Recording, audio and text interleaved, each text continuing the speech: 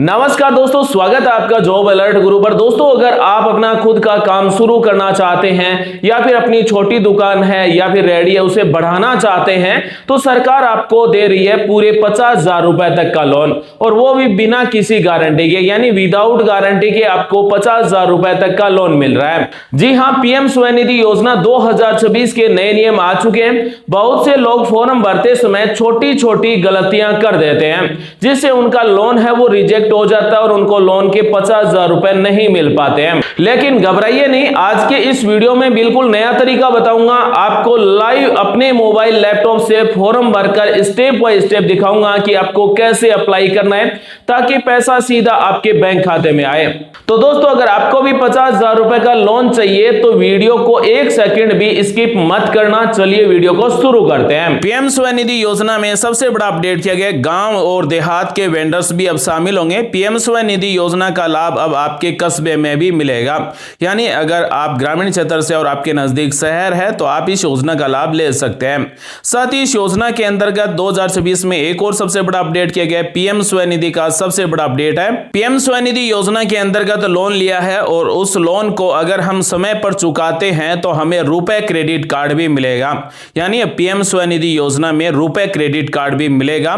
इसी के साथ ज्यादा कैशबैक शुरू किया गया। पीएम स्वनिधि योजना में अब थोक खरीद पर 1600 रुपए तक का कैशबैक दिया जा रहा है। पीएम स्वनिधि योजना के अंतर्गत लोन की भी राशि बढ़ा दी गई है। पहला ऋण अब 15,000 रुपए मिलेगा, दूसरा ऋण 25,000 रुपए मिलेगा, और पहले वाला ऋण चुका देंगे तभी आपको दूसरा वाला ऋण मिलेगा, और दूसरे वाला चुका देंगे तब आपको तीसरा ऋण मिलेगा 50,000 रुपए। पीएम स्वनिधि योजना से ऋण क्यों ले, हमें क्या फायदा है? तो दोस्तों, पीएम स्वनिधि योजना के अंतर्गत आपको 3 किस्तों के द्वारा 90,000 रुपए का लोन दिया जा रहा है, बिना गारंटी के दिया जा रहा है। और सबसे बड़ी बात यह है कि 7% ब्याज है वो सरकार की तरफ से जमा किया जाता है, यानी कि मान लीजिए बैंक का अगर 10% ब्याज है या फिर 9% ब्याज है तो उसमें से 7% ब्याज है वो सरकार की तरफ से छूट दी जाती है। तो दोस्तों, ये है पीएम स्वनिधि योजना का ऑफिशियल पोर्टल। इस होम पेज पर मिलता है ऋण के लिए आवेदन करें। जैसे ही आप इस पर जाएंगे तो यहां पर आपको 3 ऑप्शन मिलेंगे,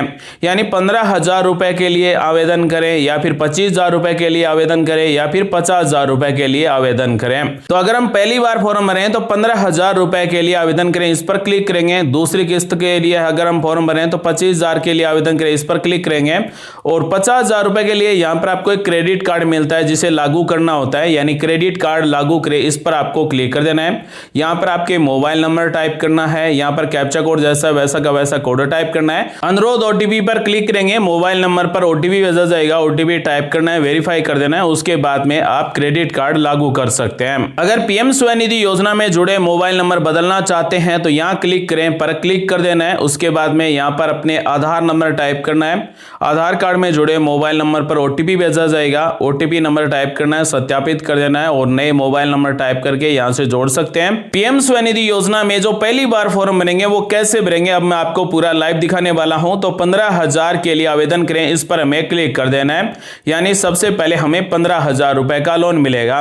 तो उसके बाद में यहां पर मोबाइल नंबर टाइप कर देना है, कैप्चा कोड टाइप कर देना है, अनुरोध ओटीपी पर क्लिक कर देना है। तो आपके मोबाइल नंबर पर ओटीपी भेजा जाएगा, ओटीपी नंबर टाइप करना है, ओटीपी सत्यापित करें पर क्लिक कर देना है। तो पहली किस्त के ऋण के लिए फॉर्म भरना स्टार्ट हो चुका है। यहां पर हमें 4 स्टेप कंप्लीट करना है। सबसे पहले विक्रेता श्रेणी की जांच करना है, आवेदन फॉर्म भरना है, दस्तावेज अपलोड करना है और फॉर्म जमा कर देना है। तो सबसे पहले पूछा गया है क्या आपके पास आधार कार्ड है, इसमें हाँ सेलेक्ट करेंगे। उसके बाद में विक्रेता की श्रेणी क्या है, यानी शहरी स्थानीय निकाय यानी यूएलबी द्वारा जारी किया हुआ विक्रय प्रमाण पत्र है। तो सिंपल भाषा में कहें तो आपको अपने क्षेत्र की नगर पालिका है वहां से यूएलबी प्रमाण पत्र और एक पहचान पत्र यानी सीओवी प्रमाण पत्र बनवा लें। उसके बाद में ही हम पीएम स्वनिधि योजना के अंतर्गत लोन लेने के लिए फॉर्म भर सकते हैं। तो आपके पास प्रमाण पत्र होना चाहिए। हमने उदाहरण के लिए यहाँ पर 1 नंबर को सेलेक्ट कर लिया है। उसके बाद में है विक्रेता विवरण। तो यहाँ पर आपके SRN नंबर टाइप करना है, खोजे पर क्लिक कर देना है। अगर आपको नहीं पता है कि SRN नंबर क्या है तो आपके पास SRN नंबर नहीं है तो यहाँ खोजे, इस पर आपको क्लिक कर देना है। यहाँ पर आपको अपने राज्य का नाम सेलेक्ट कर लेना है। उसके बाद में यूएलबी को सिलेक्ट कर लेना है, यानी हमारी जो छोटी दुकान है रेडी है वो कौन से नगरपालिका क्षेत्र के अंतर्गत आती है, उस नगरपालिका क्षेत्र को यहाँ से सेलेक्ट कर लेना है। और अगर आप अपना नाम टाइप टाइप करना चाहें, मोबाइल नंबर टाइप करना चाहें तो कर सकते हैं। अन्यथा आप सीधा यहाँ पर खोजें पर क्लिक करेंगे तो हमने यहाँ पर जिस भी यूएलबी क्षेत्र को सिलेक्ट किया है उसमें रजिस्टर्ड सभी की लिस्ट इस तरह से आ जाएगी। अगर आपके नाम की डिटेल इस तरह से आ रही है तो आप पीएम स्वनिधि योजना में फॉर्म भर सकते हैं। यहाँ पर आपको एसआरएन नंबर मिलता है, ये नंबर कॉपी कर लेना है, यहाँ पर पेस्ट कर देना है, खोजें पर क्लिक कर देना है। उसके बाद में आपका नाम और आपके एसआरएन नंबर, आपका कौन सा राज्य है, कौन सा यूएलबी क्षेत्र है और यहाँ पर जेंडर मिलेगा, आपकी डिटेल इस तरह से आ जाएगी। उसके बाद में एसआरएन की पुष्टि करे, इस पर आपको क्लिक कर देना है। उसके बाद में वेडिंग सर्टिफिकेट है जो सीओवी, उसका स्कैन करके या फिर फोटो खींचकर अपलोड कर देना है। पहचान पत्र को स्कैन करके या फिर फोटो खींचकर अपलोड कर देना है। अगला पर क्लिक कर देना है। 2 नंबर स्टेप आ चुका है। 2 नंबर स्टेप है आवेदन पत्र भरें, तो इस पर आपको सबसे पहले पथ विक्रेता का विवरण मिलता है, जो हमने पहले भर दिया है वो यहाँ पर आपको ऑटोमेटिक टाइप किया हुआ भरा हुआ मिलेगा। उसके बाद में आधार सत्यापन करना है, आधार नंबर टाइप करना, आधार नंबर पर ओटीपी भेजना, ओटीपी टाइप करके वेरीफाई कर देना है। आधार कार्ड में जो डिटेल है वो ऑटोमेटिक आ जाएगी, यानी कि जिसका आधार कार्ड है उसका नाम, यहाँ पर पिता या फिर जीवन साथी का नाम टाइप करेंगे, जन्म तारीख आधार कार्ड वाली ऑटोमेटिक आ जाएगी। वैवाहिक स्थिति सिलेक्ट कर लेना है, अगर मैरिड है तो शादीशुदा, अनमैरिड है तो एकल सिलेक्ट करेंगे। उसके बाद में कैटेगरी क्या है, जनरल है, एससी एसटी ओबीसी, वो सिलेक्ट करेंगे। उसके बाद में पूछा कि क्या आप उसी राज्य में व्यापार कर रहे हैं जिसमें आप संबंधित है, तो इसमें भी हाँ सेलेक्ट कर लेना है। अगर आप अपने राज्य में नहीं दूसरे राज्य में अपना व्यापार कर रहे हैं तो यहाँ पर नहीं सेलेक्ट कर लेना है। उसके बाद में अगर आप अपने ही जिले में काम कर रहे हैं तो हाँ सेलेक्ट करेंगे, अगर दूसरे जिले में है तो नहीं सेलेक्ट करेंगे। उसके बाद में दिव्यांगजन है तो हाँ सेलेक्ट करेंगे, अन्यथा नहीं सेलेक्ट करेंगे।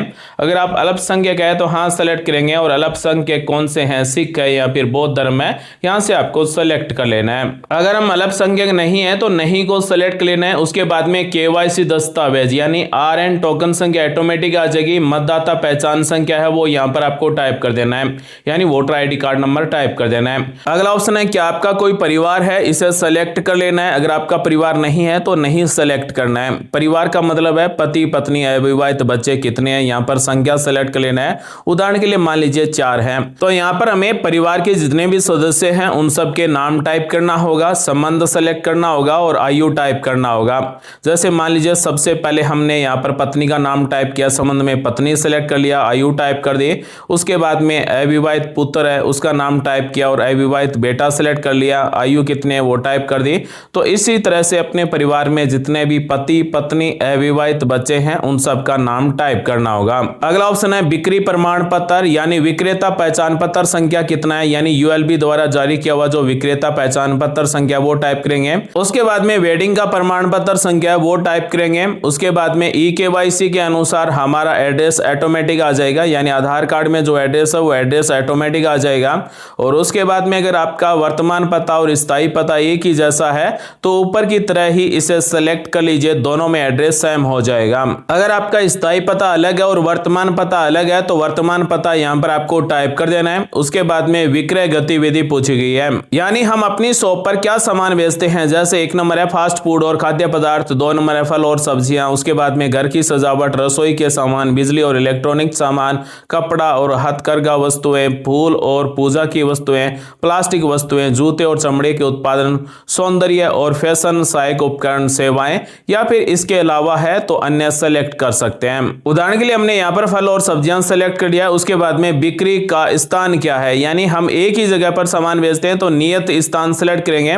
अगर हम रेडी के द्वारा अलग अलग जगह पर घूम फिर कर सामान बेचते हैं तो मोबाइल सेलेक्ट करेंगे। अगला ऑप्शन है बिक्री की अवधि, यानी हम जो सामान बेचते हैं वो कितने महीने से बेच रहे हैं या कब से बेच रहे हैं, यहाँ पर आपको महीना और ईयर सेलेक्ट कर लेना है। अगर हम एक ही जगह पर सामान बेचते हैं, मान लीजिए हमारी जो शॉप है रेडी है वो एक ही जगह पर लगाई जाती है, तो उस स्थान का नाम टाइप कर देना है और हमारे नजदीक जो भी स्थान है उसका भी नाम टाइप कर देना है। जैसे मान लीजिए बस स्टैंड पर हम शॉप लगाते हैं तो यहाँ पर बस स्टैंड टाइप करेंगे।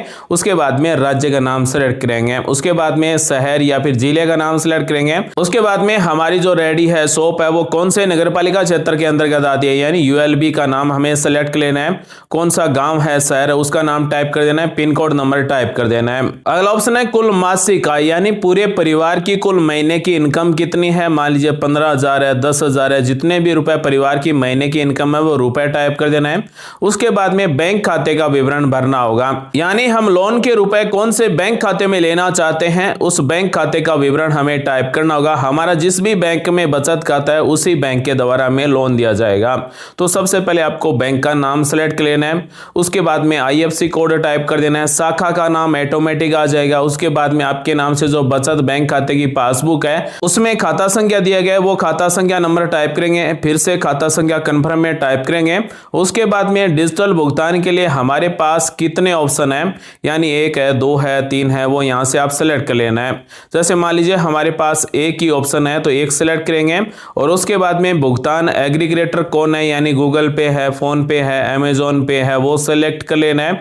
उसके बाद में UPI ID टाइप कर देना है, और आपके पास QR कोड है तो इस पर हाँ को सेलेक्ट कर लेना है, QR कोड नहीं है तो नहीं को सिलेक्ट कर लेना है। अगला ऑप्शन है मौजूदा बकाया ऋण है तो ऋण राशि हमें टाइप कर देना है। अगर मौजूदा कोई भी लोन बकाया नहीं है तो कुछ भी टाइप नहीं करना है, खाली छोड़ देना है। उसके बाद में ऋण राशि की आवश्यकता है, यानी PM स्वनिधि योजना के अंतर्गत हम जो फॉर्म भर रहे हैं हमें कितने रुपए का लोन चाहिए, तो यहाँ पर 5,000 रुपए से लेकर 15,000 रुपए के बीच में हमें रुपए टाइप करना होगा। तो कम से कम हम 5,000 रुपए टाइप कर सकते हैं और अधिकतम 15,000 रुपए तक दिए जाएंगे, जिसे हमें 12 महीने में वापस जमा करवाना होगा। उदाहरण के लिए मान लीजिए हमें 15,000 रुपए का लोन चाहिए पहली किस्त में, 12 महीने में वापस जमा करवा सकते हैं। तो हर 3 महीने की किस्त रख सकते हैं, 6 महीने की किस्त रख सकते हैं, हर महीने की भी किस्त रख सकते हैं, यानी हर महीने 1250 रुपए जमा करवाएंगे तो 12 महीने में आपके 15,000 जमा हो जाएंगे।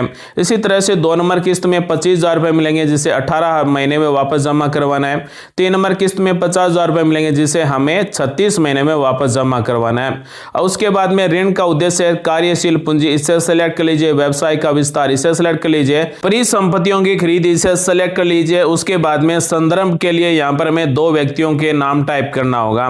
जैसे मान लीजिए हमारे दुकान के या फिर हमारे जो रेडी है उसके पड़ोस में कौन रहता है उसका नाम टाइप करेंगे, मोबाइल नंबर टाइप करेंगे, पता टाइप करेंगे, और हमारे साथ में क्या संबंध है वो संबंध सेलेक्ट करेंगे। जैसे सहकर्मी है, दोस्त है, दुकान में सहायक है, पड़ोसी अन्य है, या फिर सापेक्षिक है, या फिर पास की दुकान का मालिक है। इस तरह से आपको 2 व्यक्तियों के नाम टाइप कर देना है और फॉर्म जमा करें पर क्लिक कर देना है। तो दोस्तों हम जैसे ही फॉर्म जमा करें पर क्लिक करेंगे तो PM स्वनिधि योजना के अंतर्गत पहली किस्त के 15,000 रुपए लोन के लिए हमारा फॉर्म सबमिट हो जाएगा।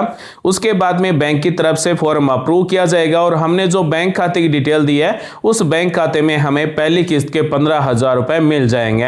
आपको कितने रुपए का लोन चाहिए आप हमें कमेंट करके जरूर बताएं। दोस्तों आज मैंने आपको बताया PM स्वनिधि योजना के अंतर्गत ऑनलाइन फॉर्म आप घर बैठे अपने मोबाइल लैपटॉप से कैसे भर सकते हैं। उम्मीद करते हैं दोस्तों आज की जानकारी अच्छी लगी होगी। मिलते हैं अगले वीडियो में नई जानकारी के साथ। आप सभी का दिन शुभ हो। जय हिंद, वंदे मातरम, जय श्री राम।